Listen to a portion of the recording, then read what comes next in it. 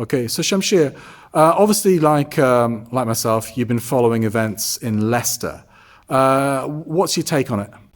I think it's part of a wider pattern of the rising fascism, and this is how India operates on the ground, which is to whip up mob tensions, to justify violence against others, particularly Muslims and Sikhs. And obviously the Muslims feel as though they're the victims in this situation, and they're blaming it on Hindutva ideology, the RSS, BJP, right-wing fascist Hindutva ideology. On the other hand, you'll find that some Hindus, and the mainstream media in particular, the right-wing media, are saying this is about Islamist terrorists. What's your take? I think what we're seeing here is how India, again, operates domestically by whipping up this intense polarization that puts communities against each other to justify their social project, which is, India as a Hindu nation, which is largely complete, but they're pushing towards completion. And this, the way they're mobilizing their diasporas, they're using that base to then justify domestic policies, discriminatory laws, and wide justification for public lynchings and other violence that targets minorities. And I think, India's narrative of Hindus being under attack, which we saw in Leicester, that narrative being geolocated to India, pushed by the Indian right-wing press, that again aligns with their domestic policy interests and their foreign policy objectives, which is to stifle any dissent, delegitimize it, which finds a lot of traction in the West because there's an already established trope of the bearded brown terrorists. So when they're pushing this idea of Muslim terrorists, Muslim extremist violence, that finds a lot of traction. But we need to go deeper beyond the surface and see this pattern, because it's not just here in the UK. In Canada, Sikhs have been targeted by the Indian government and its embassies there in multiple ways, through infiltration into the communities, through bribing of journalists for them to engage with politicians to push an agenda favorable to India, to Canadian politicians that are aligning with Indian interests, as we see here in the UK as well, pushing this narrative of Hindus under attack, and then the Ministry of External Affairs in India issuing an advisory against travel to Canada. But again, this is all aligned with this whipping up of tensions, of the foreign inspired conspiracy, then naming Pakistan and its ISI as instigators of any kind of dissent, whether it's domestic dissent in India or whether it's clashes that are occurring against Hindu fascist formations in the UK. And in particular, when we see that slogan of Jai Shri Ram, India may try to neutralize that slogan as an innocuous religious slogan, but really on the ground, when lynchings are occurring, when Muslims are being targeted, when there's caste-based violence, Jai Shri Ram acts as a rallying call for Hindu fascist formations. So Sikhs have been targeted by the Hindutva as well? Sikhs have a long history of not only being targeted by Hindu fascism, but also fighting against Hindu fascism. And this is because Sikhs recognize quite early on that India's underpinning, its ideological project, was as a fascist nation that had the Hindu as the central subject, as the human within the Indian nation state. So whenever you see violence against any Indian diaspora community, or those that India classifies as Indians, because even myself, I'm classified by India as a NRI, which is a political label of a non-resident Indian, even though I'm born here, and India weaponizes those labels. But whenever Indian, so-called Indian diasporas are targeted with violence in any diaspora, India never speaks up. But when Hindus are targeted, when there's any target toward mandars, when there's this whole narrative being built up of cow slaughter, then the Indian machinery activates, as we've seen in Leicester, with India issuing statements from its foreign ministry. So India's always seen the Hindu citizen as the ideal citizen, as the genuine Indian, and everyone else has to prove their loyalty. And Sikhs have turned away from India through multiple iterations of their liberation struggle, which is ongoing till this day.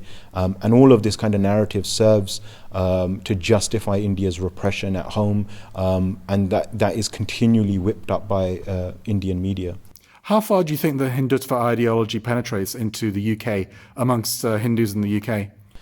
I think, just generally speaking, India India's image as the quote-unquote world's largest democracy is being widely upheld by its allied nations, particularly the UK, because the UK has trade relations, especially following Brexit, and they've always seen India as a market that is exploitable to align with British national interests, its security objectives, and its geopolitical interests.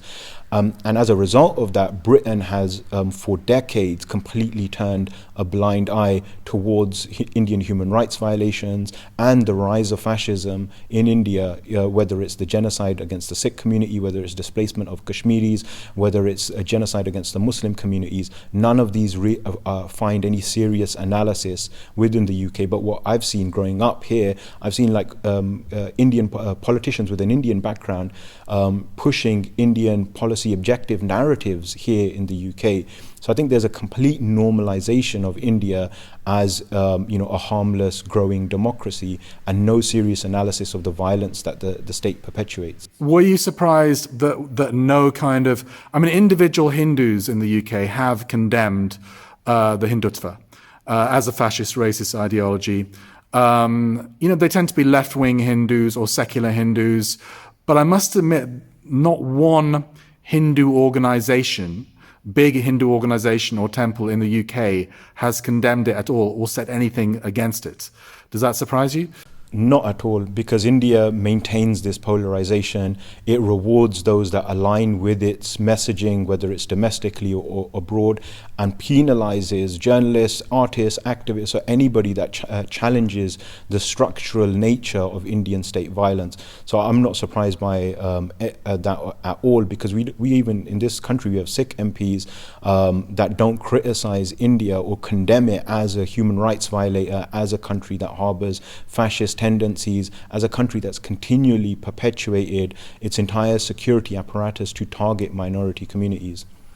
And Shamsher, I'm pretty ignorant about the history of Muslim-Sikh relations in this country.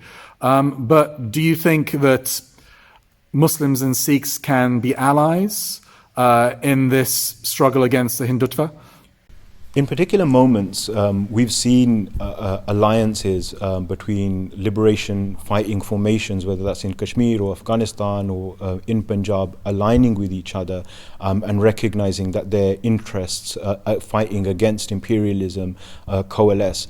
But in the UK, I think because of the nature of colonialism and because of the lasting structures that exist, these divisions have been upheld quite systemically, and I think the Sikhs like to fall into this interpretation of the model minority and align themselves with neoliberalism, align themselves with the state.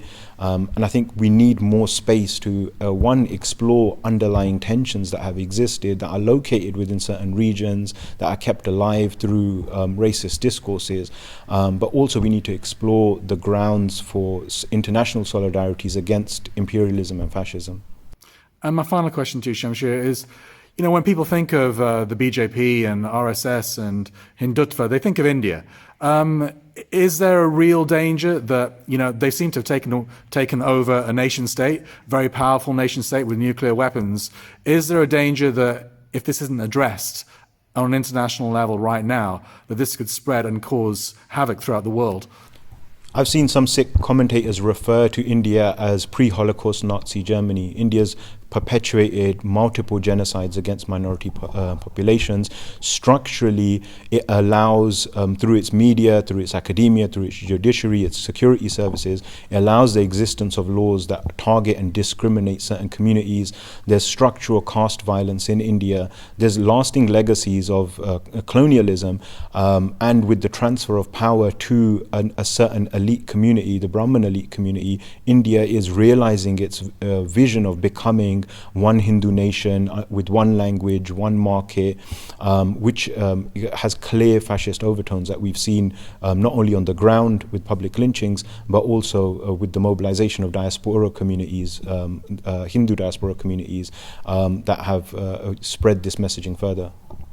when we think about the violence that took place in Leicester, the clashes that occur, for me, one important question is provoked, especially when I see the yellow vests of the police dividing these communities, is who to be angry at, and how the structure and the narratives and the alliances of Britain and its foreign policy keeps alive those divisions. In fact, they created these divisions, and those divisions are being kept alive. And I think it's time that minoritized communities start really thinking about what solidarity means and to our liberation.